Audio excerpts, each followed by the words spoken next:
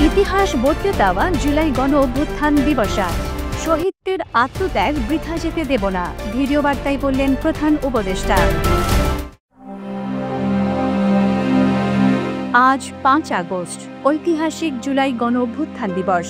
ছাত্র জনতার ক্ষোভে বিস্ফোরণে 2024 সালের এই দিনে তৎকালীন প্রধানমন্ত্রী শেখ হাসিনার পদত্যাগ ও দেশত্যাগের মধ্য দিয়ে আওয়ামী লীগের 15.5 বছরের ফ্যাসিবাদী শাসন ব্যবস্থার অবসান ঘটে।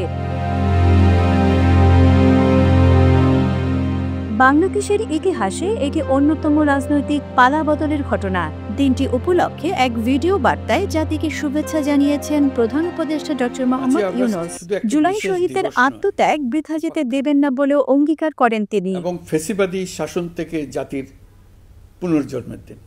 আজ আমি গভীর শ্রদ্ধার সঙ্গে স্মরণ করছি 1971 সালের স্বাধীনতা যুদ্ধের সকল বীর মুক্তিযোদ্ধা। কোটা সংস্কার দাবিতে গত বছর 1 জুলাই শুরু হয় শিক্ষার্থীদের আন্দোলন। এতে আইন শৃঙ্খলা বাহিনীর বেপরোয়া গুলি, গণগ্রেফতার এবং আওয়ামী লীগ নেতাকর্মীদের হামলা ও সংঘর্ষ এক পর্যায়ে সরকার পতনের 1 দফা দাবিতে রূপ নেয়।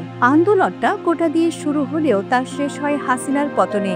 আন্দোলনের ধারাবাহিকতায় 5 আগস্ট কারফিউ ভেঙে গণভবন অভিমুখে লাখো মানুষের ঢল নামলে পদত্যাগ করে দেশ থেকে পালিয়ে যান শেখ হাসিনা। সারা বিশ্বে এই আন্দোলন জুলাই গণ অভ্যুত্থান নামে পরিচিতি পায়। এই দিনটি পরবর্তীকালে 36 জুলাই নামে